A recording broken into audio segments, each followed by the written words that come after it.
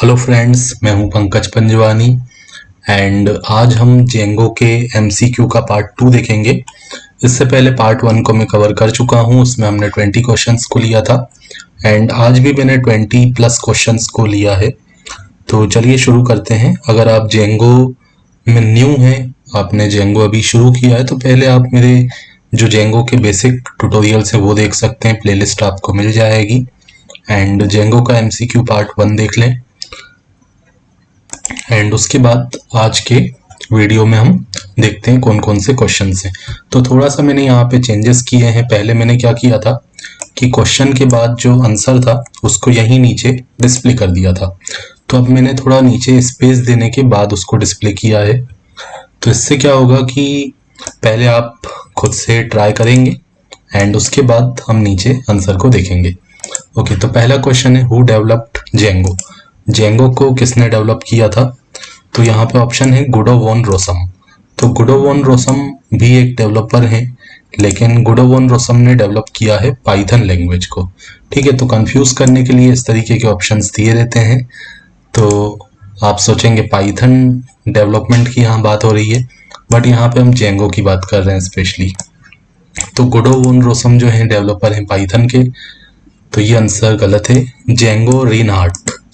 अब ये जो सेकंड वाला ऑप्शन है जेंगो रीनहार्ट, ये किसी डेवलपर का नाम नहीं है, ये गिटारिस्ट का नाम है। ठीक है, तो ये ऑप्शन भी गलत है। हालांकि जेंगो जो फ्रेमवर्क है इसका नाम जो है इन्हीं के नाम के ऊपर, जेंगो रीनहार्ट के नाम के ऊपर रखा गया है जेंगो। ओके, एंड जो तीसरा ऑप्शन है, तीसरा ऑप्शन करेक्ट है, एड्रियन होलोवर्टी एंड सिमोन विलीशन। ठीक है, तो ये जेंगो के डेवलपर्स थे, एड्रियन होलोवर्टी एंड सिमोन विलीशन। ठीक है, जेंगो रीनहार्ट जो है गिटारिस्ट हैं, ये इसके डेवलपर नहीं है। ओके, फोर्थ ऑप्शन भी गलत है। तो यहाँ पे अब नीचे आप जाओगे तो ये आंसर आप यहाँ देख सकते हो एंड एक्सप्लेनेशन भी इस बार मैंने दिया हुआ है। तो Django was developed by Adrian Holovaty and Simon Willison and कब बनाया था? जब ये काम करते थे लॉरेंस जर्नल वर्ल्ड न्यूज़पेपर के लिए। ठीक है, तो इन्होंने जो है एक वेब फ्रेमवर्क बनाया ताकि हेल्प हो पाए न्यूज़पेपर की वेबसाइट को मैनेज करने के लिए। ठीक है, फिर ये जो है काफ़ी पॉपुलर हुआ, तो अभी ये एक वेब फ्रेमवर्क बन चुका है एंड हम सब लोग इसको यूज़ करते हैं। Okay, in which year was the first release of Django made? अब जेंगो सबसे पहले कब आया था? तो सबसे पहले जेंगो आया था 2005 में।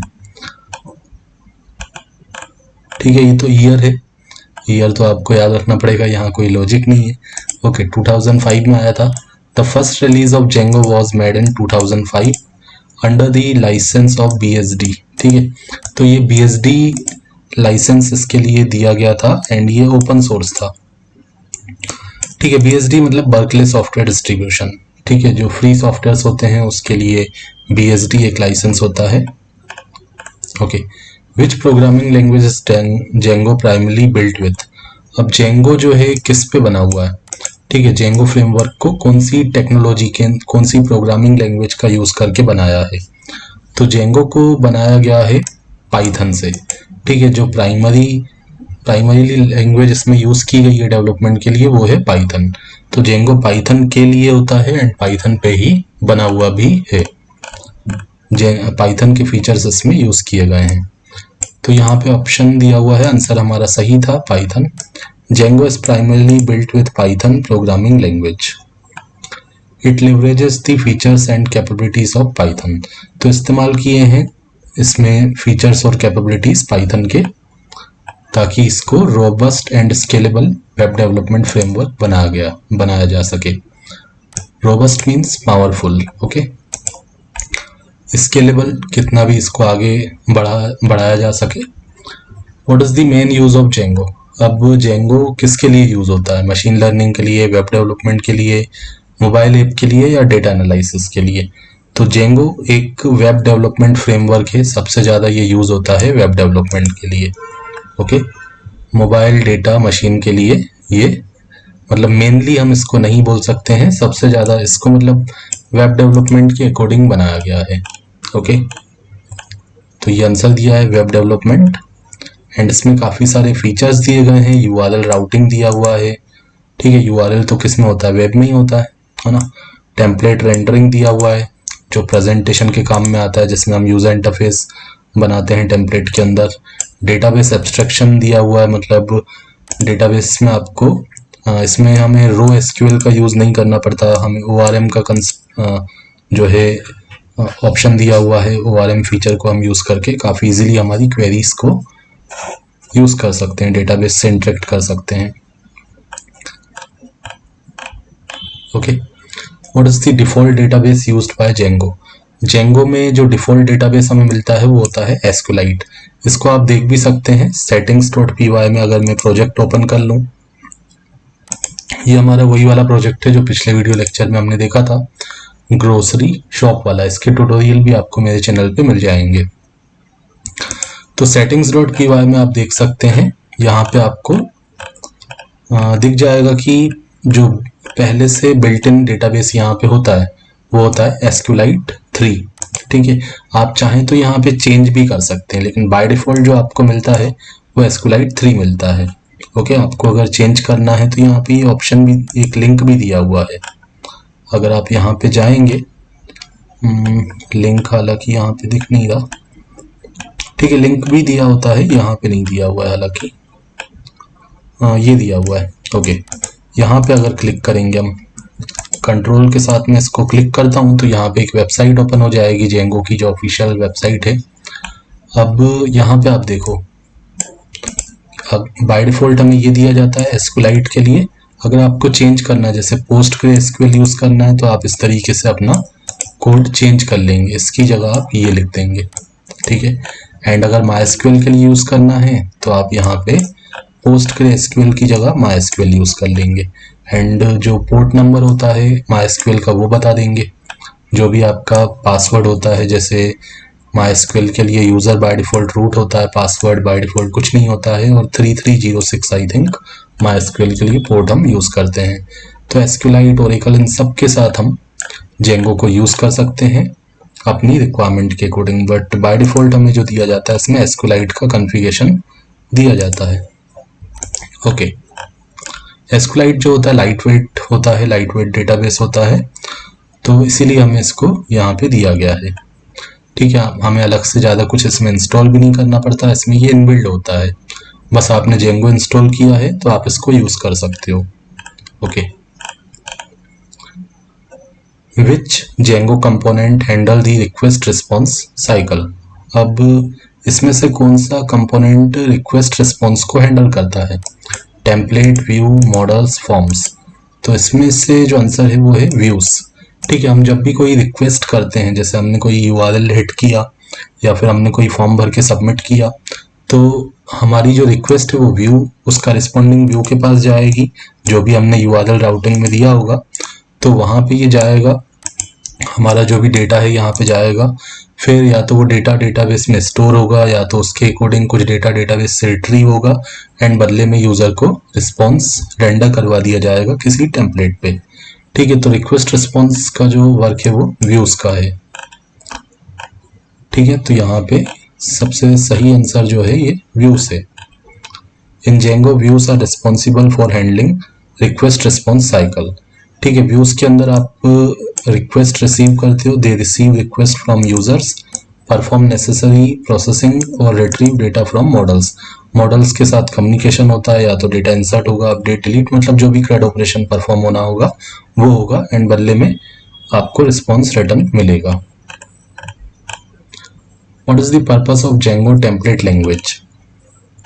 अब यहाँ पे ऑप्शंस के अकॉर्डिंग हमें सेलेक्ट करना पड़ेगा, ओके। तो यहाँ पे URL पैटर्न्स दिया हुआ है। URL पैटर्न तो हम urls.py में डिफाइन करते हैं, उसका तो DTL जेंगो टेम्पलेट लैंग्वेज से कोई लेना देना नहीं है। टू इंटरेक्ट विथ डेटाबेस से भी उसको इंटरेक्ट नहीं करना, डेटाबेस से इंटरेक्शन का काम तो हमारा व्यूज़ का होता है। To render HTML template to handle form submission, ठीक है। फॉर्म सबमिशन भी हैंडल इसको नहीं करना है, फॉर्म का डेटा जो सबमिट होता है वो तो व्यूज़ के अंदर हैंडल हो जाता है। तो इसको हम आंसर क्या लिखेंगे इसका, टू रेंडर HTML टेम्पलेट्स, ठीक है। DTL हम कहाँ यूज़ करते हैं, टेम्पलेट्स के अंदर ही तो यूज़ करते हैं। DTL मतलब ये जो भी टेम्पलेट्स के अंदर आप देखते हो ना, ठीक है, टेम्पलेट्स के अंदर जितने भी आप HTML पेज देख रहे हो ये सारे टेम्पलेट्स कहलाते हैं। ठीक है, एंड इसके अंदर हम DTL का यूज़ करते हैं, ये सब DTL कहलाता है। ये जो टैग हम यूज़ कर रहे हैं तो ये DTL होता है। ठीक है, ये जेंगो के टेम्पलेट्स होते हैं। ओके, जैसे ये ब्लॉक टेम्पलेट है, ये एक्सटेंड्स टेम्पलेट है, जेंगो टेम्पलेट। ओके, तो यहाँ पे आंसर क्या रहेगा, टू रेंडर HTML टेम्पलेट्स। ठीक है, डायनामिकली जनरेट करने के लिए काम में आता है। जैसे डायनामिकली रन टाइम पे हमें कुछ ये, जैसे ये रन टाइम पे डेटा आएगा तो ये वेरिएबल का डेटा डिस्प्ले करने के लिए हम यूज़ कर सकते हैं। डेटाबेस से जो डेटा आ रहा है व्यूज़ के थ्रू हमने सेंड किया तो यहाँ पे हम रिसीव कर सकते हैं उसको डायनामिकली। तो यहाँ पे जो वेरिएबल्स के नाम हम डबल कर्ली ब्रैकेट्स के अंदर लिखते हैं उसको डायनामिकली उसकी वैल्यूज यहाँ पे आ जाती हैं DTL के through. Okay, which architecture pattern does Django follow. अब जेंगो में कौन सा आर्किटेक्चरल पैटर्न यूज होता है, अलग अलग आर्किटेक्चरल पैटर्न होते हैं। मॉडल व्यू कंट्रोलर होता है, मॉडल व्यू टेम्पलेट होता है। तो यहाँ पे जो यूज होता है वो है मॉडल व्यू टेम्पलेट। इसको भी मुझे थोड़ा सा नीचे करना चाहिए था। ओके, तो मॉडल व्यू टेम्पलेट यहाँ पे यूज होता है। तो मैं आपको दिखा देता हूँ, यहाँ पे टेम्पलेट होता है जिसके अंदर हम इंटरफेस बनाते हैं, मतलब सारे HTML के पेजेस हमारे यहाँ पे होते हैं। तो इंटरफेस का जो वर्क होता है वो टेम्पलेट का होता है। सारा प्रेजेंटेशन जो हमें दिखाना है वेबसाइट का वो टेम्पलेट्स के अंदर होता है। एंड उसके अलावा यहाँ पे हमारे पास models.py होता है जिसमें हम पूरा डेटाबेस का जो वर्क है, डेटाबेस के करस्पॉन्डिंग जो क्लासेस हैं वो इसमें बनाते हैं मॉडल्स के अंदर। एंड व्यूज़ के अंदर हमारा बिजनेस लॉजिक होता है views.py के अंदर। तो MVT पैटर्न इसमें फॉलो किया जाता है, मॉडल व्यू टेम्पलेट, मतलब ये वाला C वाला। ठीक है, तो C वाला आंसर सही है, मॉडल व्यू टेम्पलेट। तो ये एक आर्किटेक्चरल पैटर्न है, represent the data in database schema. ठीक है, मॉडल के अंदर क्या होता है, डेटाबेस का वर्क होता है। एंड जो लॉजिक होता है बिजनेस लॉजिक वो हम व्यूज़ के अंदर करते हैं। एंड टेम्पलेट्स के अंदर हमारा जो यूज़र इंटरफेस बनाने के लिए HTML हम यूज़ करते हैं, HTML फाइल्स बनाते हैं। एंड उसके अंदर बाकी जो CSS वगैरह लगाते हैं वो सब हम टेम्पलेट्स के अंदर ही करते हैं। तो MVT पैटर्न यूज़ किया जाता है। विच version control system is commonly used with Django projects. अब कई सारे वर्जन कंट्रोल सिस्टम होते हैं, लेकिन जो सबसे पॉपुलर है अभी जेंगो प्रोजेक्ट्स के लिए वो है गिट। ठीक है, तो गिट के थ्रू ही हम वर्जन कंट्रोलिंग करते हैं, मतलब मोस्टली जो किया जाता है, कॉमनली यहाँ पे लिखा हुआ है तो कॉमनली गिट को यूज़ किया जाता है। ठीक है, इन फ्यूचर क्या होगा वो नहीं, उसका मैं नहीं बोल रहा, अभी प्रेजेंट की बात करें तो गिट एक कॉमनली जो है वर्जन कंट्रोल सिस्टम है। एंड उसके अलावा आपकी चॉइस है, आप दूसरा भी यूज़ कर सकते हो, ऐसा कंपलसरी नहीं है, बट गिट जो है कॉमनली यूज्ड है। Git is a commonly used version control system with Django projects. It allows developer to track challenges, collaborate and manage different version of code base. ठीक है, तो गिट का use करके आप version control करते हो। And इसके थ्रू हम क्या करते हैं, अलग अलग कॉपी बना लेते हैं कोड की। ठीक है, प्रोजेक्ट की कॉपी बन जाती है। ब्रांच, तो जो भी अलग अलग डेवलपर है वो अपनी ब्रांच में ही काम करता है। Okay, how do you define a model in Django. अब मॉडल हम कहाँ बनाते हैं, models.py फाइल के अंदर बनाते हैं। ये आप देखो models.py के अंदर ये मॉडल्स बनाए हुए हैं। तो किस तरीके से बनाए हैं, मॉडल क्लास इसको हम बोलते हैं, जैसे कैटेगरी क्लास बनाई, ठीक है, प्रोडक्ट क्लास बनाई, वो हम रिक्वायरमेंट के अकॉर्डिंग जो हमें डेटाबेस के लिए टेबल्स बनाने हैं तो उसके करस्पॉन्डिंग हम क्लासेस बना देते हैं। इसके अंदर एट्रीब्यूट्स होते हैं। एंड यहाँ पे अंदर क्या करते हैं, हम models.model लिखते हैं।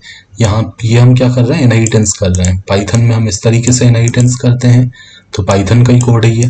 ओके, तो यहाँ पे हमने मॉडल क्लास को इनहेरिट किया हुआ है हमारी क्लास के लिए। ओके, तो यहाँ पे लिखा हुआ है पहला वाला ऑप्शन ही आपका सही है, bye creating a class that inherit from models.model। तो हम क्या करते हैं, क्लास बनाते हैं जो models.model को इनहेरिट कर दिए। ओके, यहाँ पे ये इनहेरिटेंस हो रहा है, कैटेगरी क्लास इनहेरिट कर रही है models.model को, प्रोडक्ट क्लास इनहेरिट कर रही है। ओके, तो यहाँ पे जो मॉडल्स है, मॉडल्स का मतलब क्या है, ये एक मॉड्यूल है। एंड जो मॉडल है वो एक क्लास है।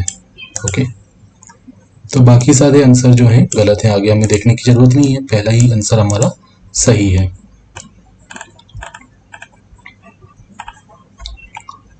ठीक है, in Django models are defined by creating a class that inherit from models dot model. तो जेंगो में हम क्या करते हैं, जो मॉडल क्लासेस बनाते हैं तो वो क्या करती है, इनहेरिट करती है मॉडल्स डॉट मॉडल को, एंड उसके अंदर हम वो हमारी जो क्लास होती है वो डेटाबेस टेबल के करस्पॉन्डिंग होती है। जो एट्रीब्यूट्स होते हैं वो फील्ड्स का काम करते हैं, मतलब जो भी ये एट्रीब्यूट्स हैं ये डेटाबेस में जाके हमारे टेबल के जो है कॉलम्स के फॉर्म में कन्वर्ट हो जाएंगे, एंड ये जो क्लास है उसके करस्पॉन्डिंग हमारा टेबल क्रिएट हो जाएगा। Which Django command is used to run the development server. अब हमारे प्रोजेक्ट को रन करने के लिए हम कौन सी कमांड यूज करते हैं, तो वो होती है Python manage.py run server, last वाला ऑप्शन। ठीक है, मैं आपको रन भी करके दिखाता हूँ प्रैक्टिकली। तो हम टर्मिनल पे जाते हैं एंड यहाँ पे हम कमांड लिखते हैं पाइथन manage.py रन सर्वर। तो इससे क्या होता है, हमारा जेंगो का जो डिफ़ॉल्ट सर्वर होता है वो स्टार्ट हो जाता है। तो हम अपने लोकल सिस्टम में जब किसी प्रोजेक्ट को रन करते हैं तो हम इस कमांड का यूज़ करते हैं। तो ये हमारे सिस्टम में 8000 पोर्ट पे स्टार्ट हो जाता है। ठीक है, आप देख रहे हैं ये 8000 पोर्ट नंबर पे स्टार्ट हो गया, ये पोर्ट नंबर आ रहा है एंड ये आईपी एड्रेस आ रहा है। जो लोकल हमारे कंप्यूटर में आईपी एड्रेस होता है वो आईपी एड्रेस आपको वहाँ पे डिस्प्ले हो रहा है। तो लास्ट वाला ऑप्शन यहाँ पे सही है, Python manage.py run server. And उसके बाद है how do you create super user. Super user आप कैसे बनाते हो। ठीक है, तो जेंगो में हम सुपर यूज़र क्रिएट कर सकते हैं Python manage.py create super user command का यूज़ करके। तो ये पहली वाली जो कमांड है क्रिएट सुपर यूज़र, ये आप यूज़ करते हो। इस कमांड को जब हम रन करते हैं Python manage.py create super user, तो हमारे पास ऑप्शंस आ जाते हैं कि आप अपना नाम डालोगे, जो भी आपको यूज़र क्रिएट करना है उसका नाम दोगे, पासवर्ड दोगे, ईमेल दोगे, एंड उसके बाद आपका सुपर यूज़र क्रिएट हो जाता है। तो first option is right, using create super user command. And उसके बाद है how do you access the database in Django. अब इस ऑप्शंस के अकॉर्डिंग देखें तो यहाँ पे पहला दिया है रो एसक्यूएल क्वेरीज। तो जेंगो में रो एसक्यूएल क्वेरीज तो हम यूज़ नहीं करते, यहाँ पे तो हमें ORM दिया रहता है। इंपोर्टिंग दी जेंगो डीबी मॉड्यूल, तीसरा है मॉडिफाइंग सेटिंग्स.py में मॉडिफाई करके तो हम एक्सेस नहीं करते। सेटिंग्स.py में तो हम मॉडिफाई करके वो चेंज कर सकते हैं कि मतलब कौन सा डेटाबेस यूज़ करना है, बट ये एक्सेस की बात कर रहा है। बाय रनिंग दी माइग्रेट कमांड, माइग्रेट कमांड तो हम कुछ अगर चेंजेस करते हैं हमारी मॉडल्स py फाइल में तो उसके लिए यूज़ होता है, ताकि हमारे जो भी कुछ हमने चेंजेस किया तो उसके करस्पॉन्डिंग हमारा टेबल्स क्रिएट हो जाए डेटाबेस में। बट एक्सेस करने की बात हो रही है तो उसके लिए हम इंपोर्ट करते हैं जेंगो.db को। आपको मैं दिखाता हूँ, जैसे models.py में आपने देखा होगा, हम ओपन कर लेते हैं models.py, यहाँ पे ओपन ही है ऑलरेडी। तो ये जेंगो.db को इंपोर्ट किया हुआ है। इसी के अंदर हम जो मॉडल्स क्लास होती है उसको यहाँ पे इंपोर्ट करवा लेते हैं एंड यहाँ पे हम यूज़ करते हैं टेबल्स को क्रिएट करने के लिए। एंड और भी जेंगो.db के अंदर फंक्शंस होते हैं जिसकी मदद से हम ORM क्वेरीज को यूज़ कर सकते हैं। ठीक है, एंड डेटाबेस से इंटरेक्ट कर सकते हैं।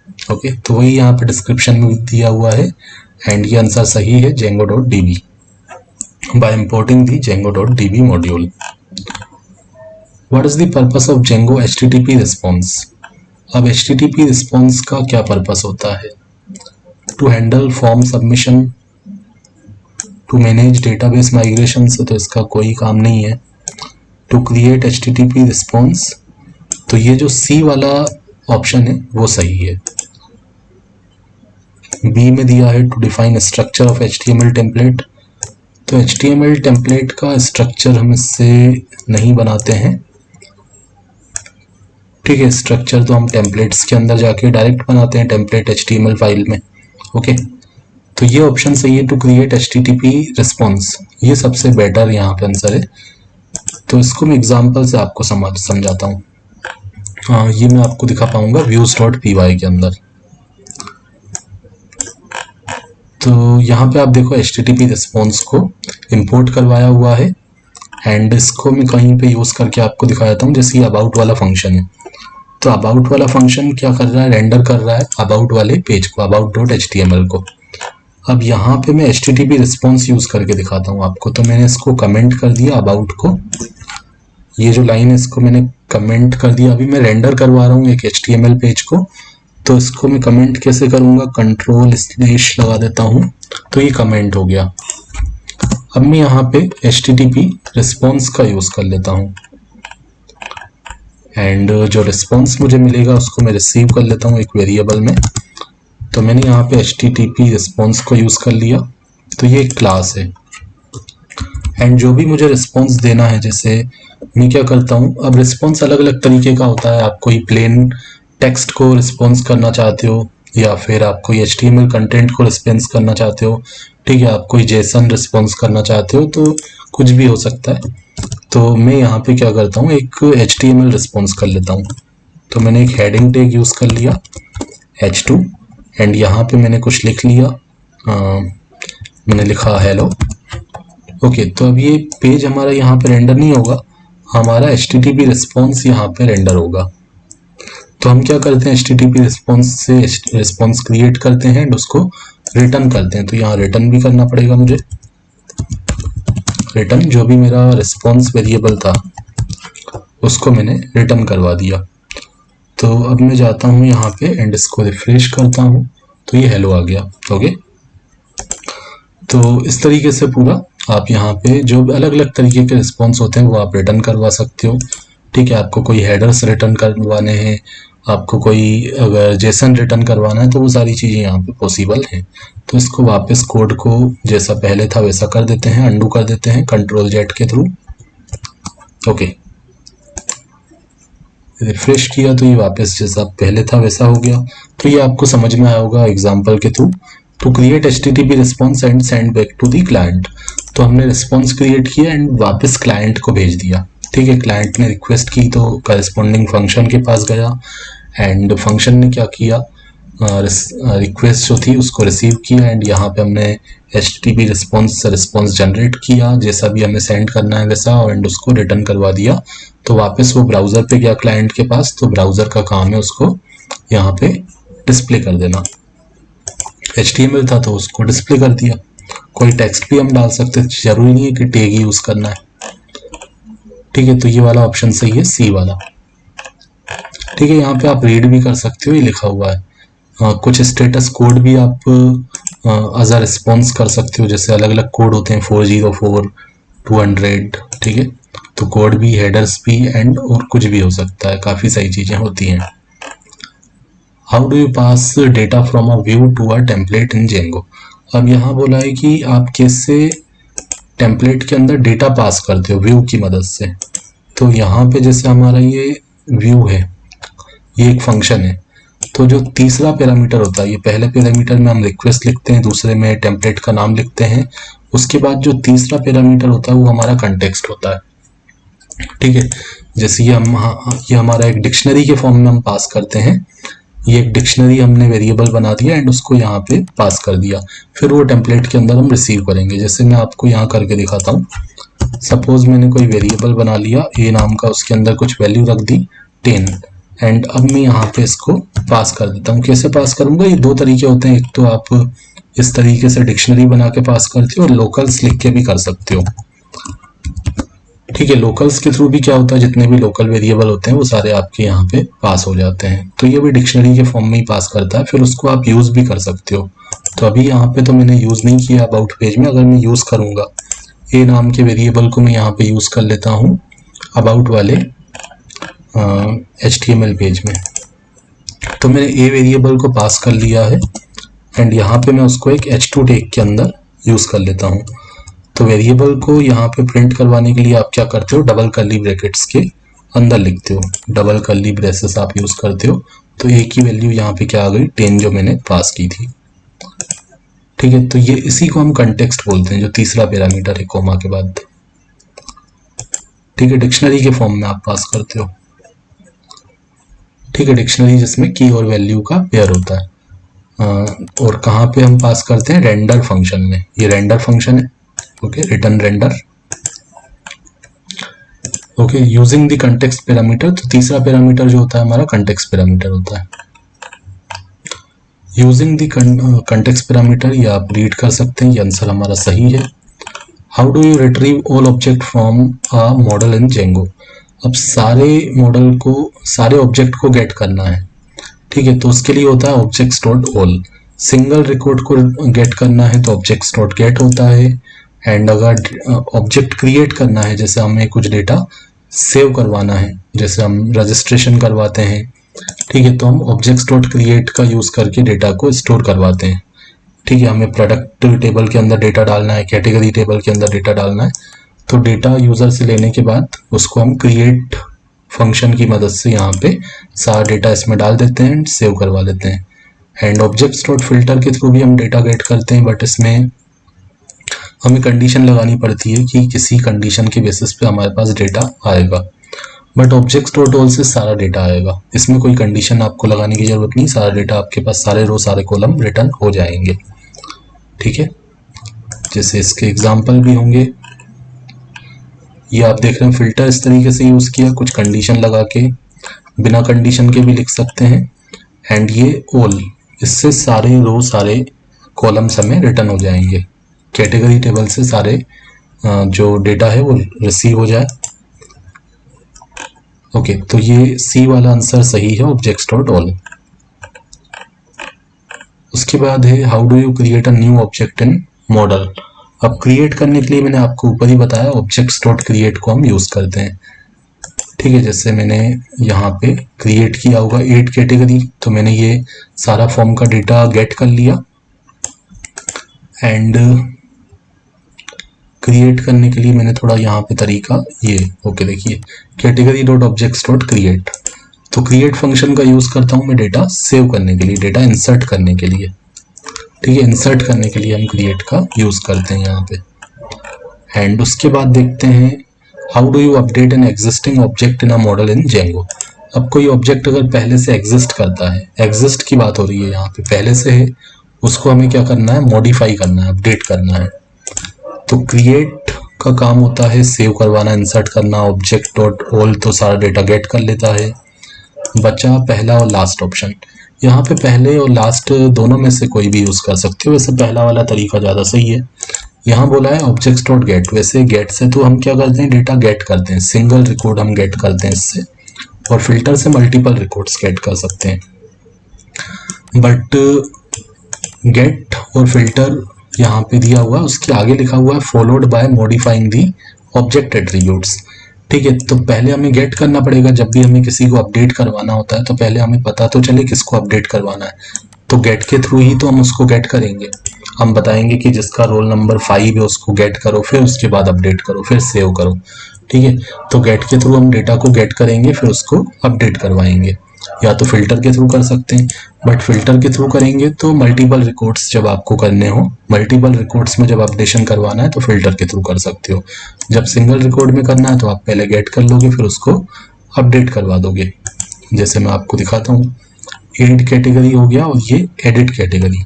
तो एडिट कैटेगरी में देखो, पहले मैंने कैटेगरी को गेट किया है, मुझे जिस कैटेगरी को अपडेट करवाना है उसकी आईडी के अकॉर्डिंग पहले मैंने उसको गेट किया, फिर उसमें मैंने चेंजेस करवाए, मैंने उसका नाम बदला एंड फिर मैंने उसको सेव किया। तो ये प्रोसेस होता है, पहले आपने गेट किया, फिर आपने मॉडिफाई किया, फिर आपको सेव फंक्शन को कॉल करके उसको सेव करना पड़ेगा। तो फर्स्ट ऑप्शन सही है, सिंगल रिकॉर्ड पे जब आपको काम करना है तो आप इसको गेट से डेटा को गेट करोगे, फिर मॉडिफाई करोगे, तो वही चीज यहाँ पे दी हुई है। ठीक है, गेट से आप रिट्रीव करोगे ऑब्जेक्ट को, देन मॉडिफाई करोगे एट्रीब्यूट्स को एंड फिर उसको आप सेव कर सकते हो। डिलीट करने का भी वही प्रोसेस रहेगा, इस वाले क्वेश्चन में हमें डिलीट के लिए पूछा है, तो डिलीट करने के लिए पहले हम गेट करेंगे फिर उसको डिलीट करेंगे। हालांकि जो लास्ट वाला ऑप्शन है वो भी यूज कर सकते हैं जब मल्टीपल रिकॉर्ड्स को डिलीट करना है, फिल्टर से आप डेटा गेट कर सकते हो। लेकिन जो गेट होता है अगर उसमें हमें रिजल्ट रिटर्न में नहीं मिला तो एक्सेप्शन जनरेट होता है, ये भी है। ठीक है, तो ये सारी चीज मैंने यहाँ बताई हुई है एंड आंसर हमारा सही है, पहला वाला आप सिलेक्ट कर सकते हो। How do you handle form submission in Django. Form submission को हैंडल कैसे करते हो? ठीक है, तो using the request dot post dictionary, request dot post का हम यूज करते हैं व्यूज डॉट पीवाई के अंदर फॉर्म का डेटा गेट करने के लिए। बट हैंडल करने की बात हो रही है तो कहाँ पे हैंडल करते हैं सारा काम हम? तो हम हैंडल करते हैं व्यूज डॉट पीवाई के अंदर। मॉडल्स के अंदर तो डेटाबेस को हैंडल करते हैं, फॉर्म्स डॉट पीवाई के अंदर नहीं, यहाँ पे हम व्यूज डॉट पीवाई की बात करेंगे। तो व्यूज डॉट पीवाई के अंदर हम गेट करते हैं फॉर्म का डेटा। जैसे कि मैं आपको दिखाता हूँ, जैसे ये फॉर्म का डेटा हमने गेट किया, ये किसी फॉर्म का रिक्वेस्ट डॉट मेथड पोस्ट लगा के हमने फॉर्म का डेटा गेट किया, कैटेगरी का जो नाम था वो रिसीव किया, एंड यहाँ पे हमने उसको मैनेज किया, पूरा हैंडल किया। तो व्यूज डॉट पीवाई के अंदर हम करते हैं। तो ये व्यूज डॉट पीवाई आ गया, तो वही यहाँ पे लिखा हुआ है, you can access the form data through the request dot post. ठीक है, रिक्वेस्ट डॉट पोस्ट से हमने डेटा को गेट किया, एंड उसके बाद हमने जो भी हमें परफॉर्म करना है उसको डेटा को डेटाबेस में इंसर्ट करना है, या उसके करस्पॉन्डिंग जो भी ऑपरेशंस करवाने हैं उसका लॉजिक हम वहाँ पे लिखेंगे। How do you render variable in a Django template? तो वेरिएबल कैसे रेंडर करवाते हो आप इन अ जेंगो टेम्पलेट? तो अभी मैंने आपको करके दिखाया था, अबाउट में मैंने यहाँ पे ये रेंडर करवाया ना, वेरिएबल के नाम को ही तो मैंने यहाँ पे लिखा है, ये नाम का वेरिएबल मैंने वहाँ से भेजा था, एंड उसको यहाँ पे मैंने प्रिंट करवा दिया था। ओके, तो वेरिएबल की वैल्यू आप कैसे टेम्पलेट में रेंडर करवाते हो?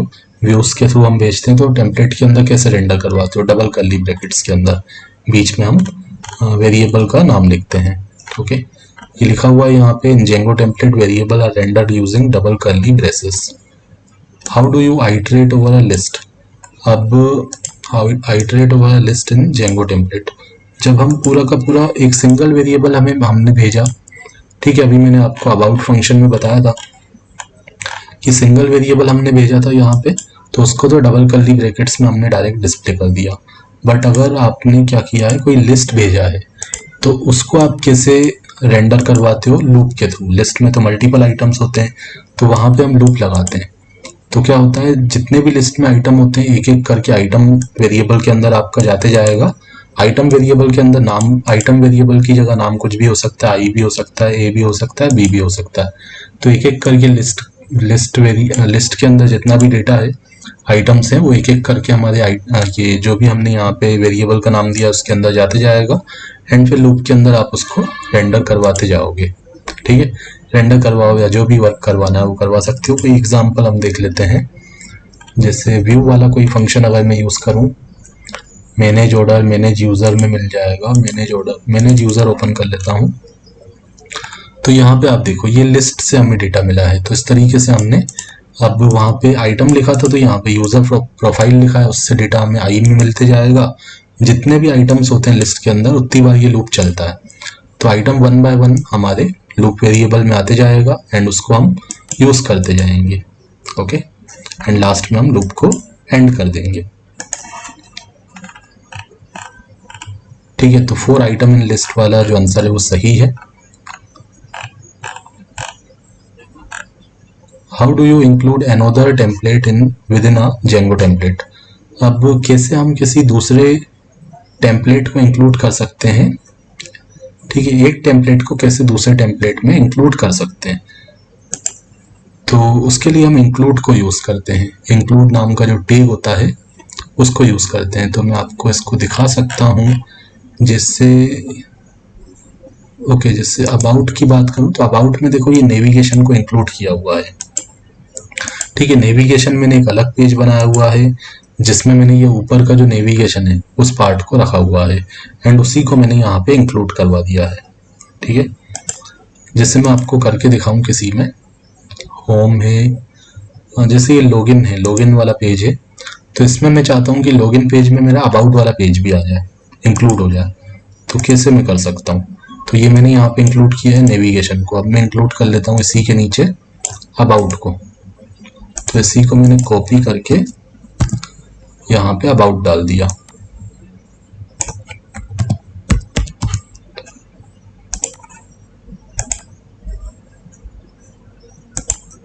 ठीक है, ये शायद स्टार्ट हो रहा होगा।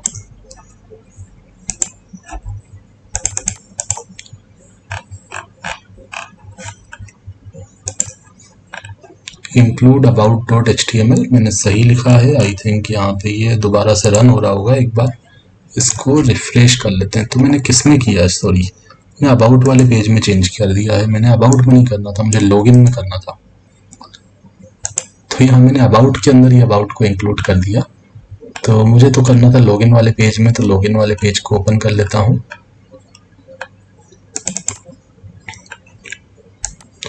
यहाँ पे देखो नेविगेशन है, नेविगेशन के यहाँ कर लेता हूँ या नीचे कर लेता हूँ। ऊपर नेविगेशन है, नीचे हम अबाउट को डाल देते हैं। तो जिस प्लेस पे लिखोगे उस प्लेस पे आ जाएगा। आपने नीचे इंक्लूड किया है तो ये नीचे में दिखेगा आपको। ऊपर देख रहे हो लॉगिन आ रहा है, और नीचे ही अबाउट वाले पेज में जो था अबाउट ऑनलाइन ग्रोसरी शॉप, ये पूरा अबाउट के अंदर बना हुआ था। ठीक है, तो ये अबाउट वाले पेज का कंटेंट कहाँ पे आ गया, लॉगिन के अंदर आ गया। ठीक है, नीचे में आ गया।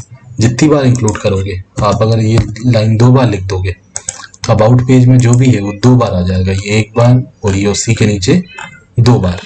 ठीक है, पूरा का पूरा अबाउट पेज आ गया। ठीक है, तो ये है। तो इस तरीके से आप इंक्लूड करते हो। इंक्लूड का यूज़ हम कहाँ करते हैं, जैसे हमें कुछ कॉमन पार्ट्स बनाने होते हैं, मल्टीपल पेजेस में हमें यूज़ करने होते हैं। हम जो सेक्शंस होते हैं, जैसे साइड बार हो गया, हमारा जो फुटर हो गया या नेविगेशन बार हो गया, तो उसको एक बार बना देते हैं और मल्टीपल पेजेस में उसको बार बार बनाने की जगह इंक्लूड कर देते हैं, क्योंकि वो कॉमन हम रखते हैं।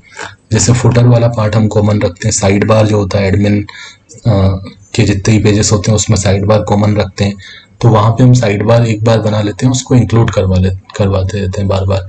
या नेविगेशन एक बार बना लिया, जैसे ये अबाउट वाले पेज में देखो नेविगेशन सेम है, प्रोडक्ट होम में भी सेम है, तो हमने एक बार बना के यहाँ पे इंक्लूड करवाया हुआ है।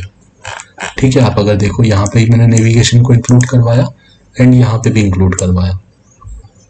ठीक है, वीडियो थोड़ा सा लंबा जा रहा होगा, बट मैं आपको क्लियरली एक्सप्लेन करने के चक्कर में धीरे धीरे बता रहा हूँ ताकि आपको इजीली समझ में आए। तो हमारा इंक्लूड वाला तरीका सही रहेगा। एक्सटेंड भी एक तरीका होता है, वो फिर थोड़ा डिफरेंट तरीका होता है, उसमें हम ब्लॉक्स बना के करते हैं। ओके, तो इंक्लूड वाला तरीका है एक पेज को दूसरे पेज के अंदर दिखाने का। How to check a variable exist in a Django template. अब कोई वेरिएबल हमें चेक करना है कि एग्जिस्ट करता है कि नहीं करता जेंगो टेम्पलेट के अंदर, तो हम कर लेते हैं। ठीक है, हमने एक वेरिएबल अभी यहाँ पे यूज़ किया था ना, ए नाम का, अभी ये एग्जिस्ट नहीं करता है क्योंकि हमने इसको हटा दिया था पहले। ओके, बनाया हुआ है, अभी भी यहाँ पे है, ए नाम का वेरिएबल मैंने बनाया था एंड यहाँ पे पास किया है एंड इसकी वैल्यू भी अबाउट पेज में डिस्प्ले हो रही है। अब मान लो मैंने इसको हटा दिया यहाँ से। ठीक है, इसको मैं यहाँ से डिलीट कर देता हूँ एंड अब क्या हो रहा है, यहाँ पे कुछ नहीं आ रहा। तो मुझे कुछ कंडीशन लगानी है, वैल्यू अगर हो तो ये मैसेज आए, वैल्यू ना हो तो कुछ दूसरा मैसेज आए। तो मुझे चेक करना पड़ेगा कि वेरिएबल एग्जिस्ट कर रहा है या नहीं कर रहा है। तो ये नाम का एक वेरिएबल बना दिया लोकल्स के थ्रू, यहाँ पे हमने पास कर दिया कंटेक्स्ट के अंदर एंड उसके बाद हम अबाउट के अंदर जाके इसको एक बार चेक कर लेते हैं।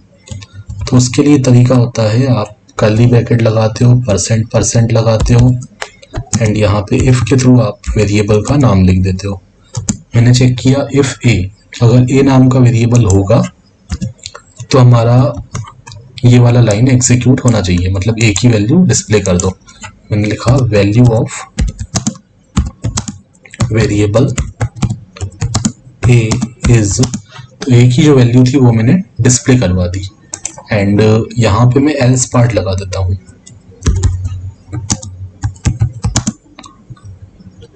ठीक है, तो मैंने क्या किया, इफ के थ्रू चेक कर लिया, अगर ए एग्जिस्ट कर रहा होगा तो ये वेरिएबल की वैल्यू को प्रिंट करवा दो एंड नहीं एग्जिस्ट कर रहा है तो मुझे कोई दूसरा मैसेज दिखाना है।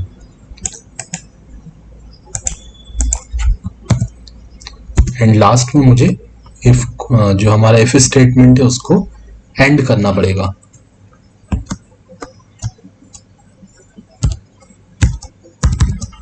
तो यहाँ पे मैंने एंड इफ लगा दिया।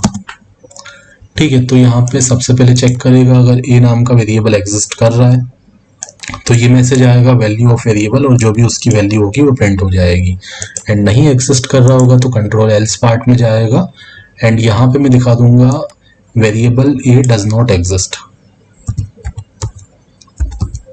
Variable A does not exist. ठीक है, अब मैं इसको रिफ्रेश करके चेक कर लेता हूँ।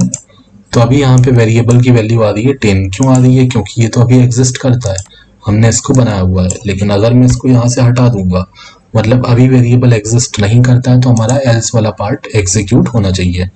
तो variable A does not exist का मैसेज आएगा। ठीक है, तो आप देख रहे हो variable A does not exist का मैसेज आ गया। ठीक है, तो आपको समझ में आया, पहला वाला ऑप्शन सही है। इफ के थ्रू हम चेक करते हैं इफ और वेरिएबल का नाम। ठीक है, ये पहला वाला आंसर सही है, इफ वेरिएबल। एंड उसके बाद है how do you access the length of a list in Django template.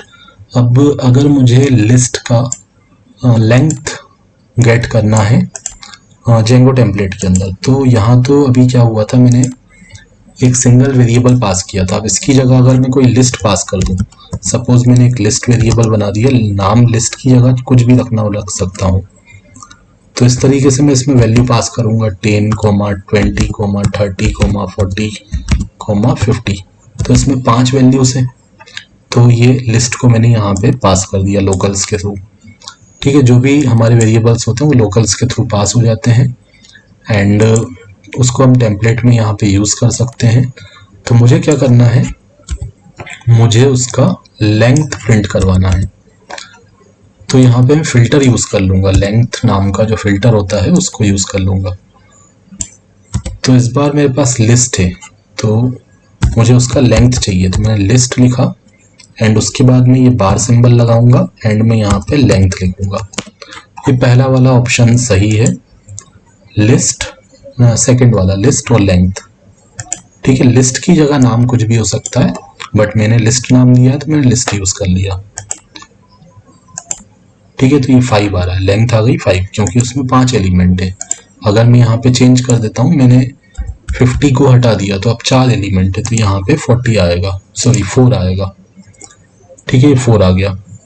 नाम चेंज कर सकते हैं लिस्ट की जगह, सपोज मैंने एल नाम दे दिया और जब मैं पास करूंगा तब भी मुझे ना, जब मैं यहाँ पे पास तो मैंने करते समय एल नाम यूज कर लिया, तो अब यहाँ भी मैं उसका नाम क्या यूज करूंगा, एल यूज करूंगा।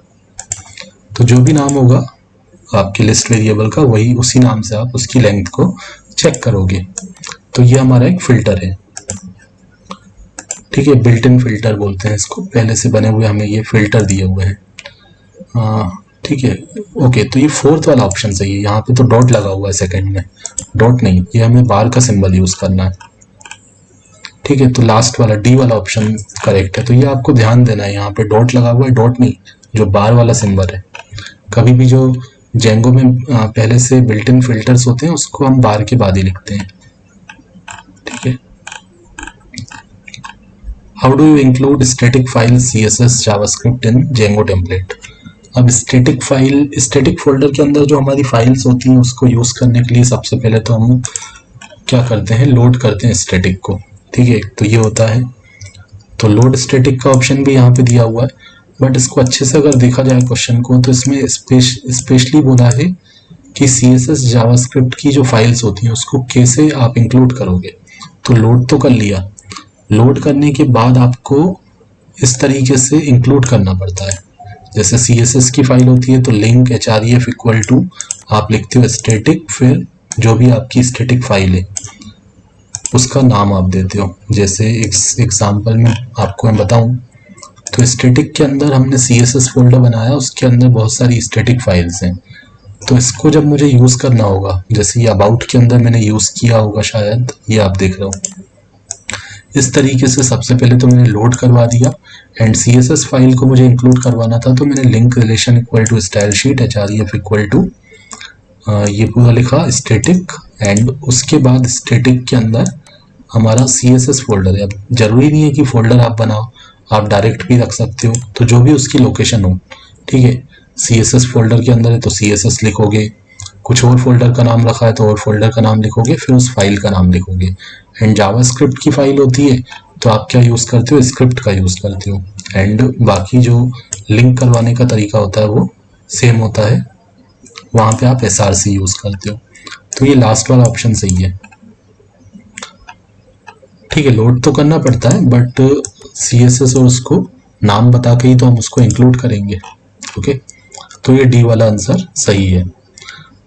ठीक है, स्क्रिप्ट होती है, अगर जावा स्क्रिप्ट की फाइल होती है तो स्क्रिप्ट टेक का यूज कर लेते हैं, CSS की फाइल होती है तो लिंक टेक का यूज करके उसका स्टैटिक फोल्डर के अंदर उसका जो भी नाम है वो बता देते हैं। तो फ्रेंड्स, आई होप कि ये सारे क्वेश्चन आपको अच्छे लगे होंगे, काफ़ी नॉलेज आपको मिला होगा। एंड इसके आगे के क्वेश्चन जो है वो हम नेक्स्ट वीडियो लेक्चर में देखेंगे। अभी हमने 46 क्वेश्चंस को कर लिया है, अगर नंबरिंग मैंने सही किया होगा तो इसका जो ई बुक है वो भी आपको मिल जाएगा, वीडियो को डिस्क्रिप्शन में प्रोवाइड कर दूंगा। Thanks for watching.